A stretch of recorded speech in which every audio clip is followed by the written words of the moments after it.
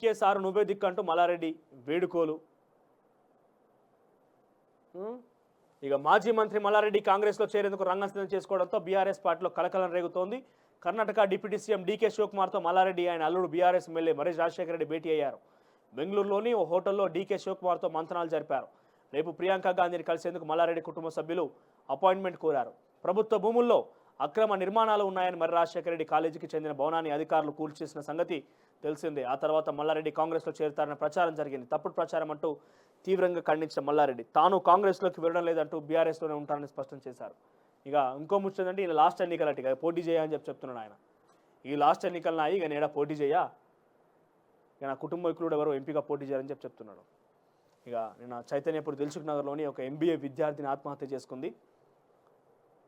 ప్రేమ పేరుతో కాంగ్రెస్ పార్టీకి సంబంధించినటువంటి ములుగు జిల్లా వెంకటాపురం మండలాధ్యక్షుడిగా పనిచేస్తున్న పిఎస్ఎస్ ప్యాక్స్ చైర్మన్ అంట. అక్కడ ఆయన శ్రీడం మోహన్ రావు కొడుకు హరీష్ కారణంగా ఫ్యామిలీ అక్కడ బాధిత ఫ్యామిలీ చెప్తున్నది ఆత్మహత్య చేసుకొని చనిపోయిందంట. ప్రేమ పేరుతో మోసం చేసిందట ఆ వ్యక్తి. ఇకపోతే మెగా ఎలక్టోరల్ బాండ్ల విషయంలో మెగా కంపెనీ ఇచ్చినటువంటి బాండ్లు 1878 కోట్లట. 1878 కోట్లు. దీంట్లో రెండో పేరు విషయానికి వస్తే ఆ దుర్మార్గుడు కబ్జాకోరును కాంగ్రెస్లోకి రానివ్వం. కాంగ్రెస్ కార్యకర్తల ఆందోళన మల్లారెడ్డిని కాంగ్రెస్ పార్టీకి రానివ్వమని చెప్పి. ఇక డీకే సారు నువ్వే దిక్కంటూ మల్లారెడ్డి డీకేని కలపడం సంబంధించిన అంశం. ఇక ఎంబీఏ విద్యార్థి ఆత్మహత్య, యాదాద్రి ఆలయ ఇన్ఛార్జ్ ఈవో రామకృష్ణ బదిలీ. ఇక వాడు భూబకాసుడు దొంగ రౌడీ బ్లాక్మెయిలర్.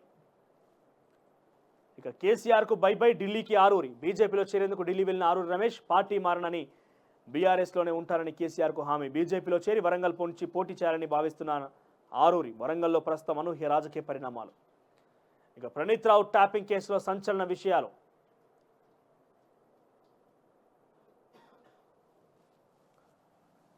ఇక మూడో పేరు విషయానికి వస్తే మొత్తం మెడికల్ మరియు హెల్త్కి సంబంధించి మరొక అంశం అయితే ఇలా రాములమ్మ మిస్సింగ్. గత కొంతకాలంగా రాజకీయాలకి దూరంగా విజయశాంతి. ఎన్నికల ముందే బీజేపీ నుంచి కాంగ్రెస్లో చేరిక, మరొక ఎంపీ స్థానం ఇచ్చే ఒప్పందంతో చేరినట్టు ప్రచారం. పార్టీ అధికారంలోకి వచ్చి 100 రోజులైన ఆమె ఊసెత్తని అధిష్టానం. పొలిటికల్ హీట్ కొనసాగుతున్న మౌనం దాల్చిన రాములమ్మ సోషల్ మీడియాకు సైతం దూరంగా ఉండడంపై సర్వత్రా చర్చ.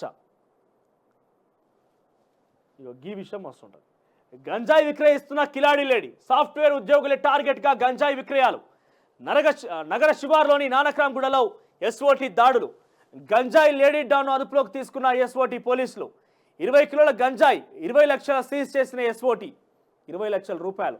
ఈ మహిళ చూస్తే గిట్టుంటుంది ఆమె. సైబరాబాద్లో భారీగా గంజాయి చాకెట్ల స్వాధీనం. ఆమె పేరు నీతు. అమ్మాయి కాదు, గంజాయి విక్రయంలో ఆరితేరిన డాన్ లేడీ. సాఫ్ట్వేర్ ఉద్యోగులే టార్గెట్గా గంజాయి విక్రయాలు నిర్వహిస్తున్న లక్షలు సంపాదించుకునేందుకు ప్లాన్ వేసింది.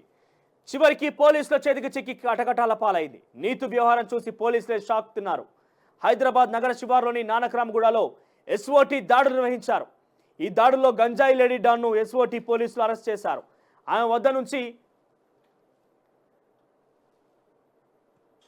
భారీగా గంజాయి స్వాధీనం చేసుకున్నారు.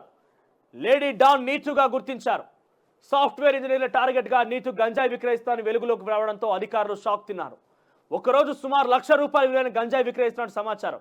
పక్కా సమాచారంతో నానక్రామ్గూడలోని నీతు ఇంట్లో పోలీసులు దాడులు నిర్వహించగా భారీగా గంజాయి కరెన్సీని స్వాధీనం చేసుకున్నారు. ఆమె వద్ద మొత్తం 20 కిలోల గంజాయి, ₹20 లక్షల నగదు లభించినట్టు తెలుస్తోంది. అలాగే సైబరాబాద్లో భారీగా గంజాయి చాక్లెట్లను పోలీసులు స్వాధీనం చేసుకున్నారు. సైబరాబాద్లోని పలు ప్రాంతాల్లో ఎస్ఓటీ పోలీసులు ఆకస్మిక తనిఖీలు నిర్వహించగా భారీగా గంజాయి చాక్లెట్లు, నిషేధిత సిగరెట్లను స్వాధీనం చేసుకున్నారు. జీడిమెట్లో 1500 గంజాయి చాక్లెట్లు, పటాన్చెరులో 1960 గంజాయి చాక్లెట్లు, నిజాంపేటలో ఈ గంజాయి చాక్లెట్లు ఏంది భయ్, కొత్తగా గంజాయి చాక్లెట్లు వచ్చినాయేమో. ఈ సిగరెట్ ప్యాకెట్లు స్వాధీనం చేసుకున్నారు. ముగ్గురిని అదుపులోకి తీసుకొని వారిపై ఎన్టీపీఎస్ చట్టం కింద కేసులు నమోదు చేశారు.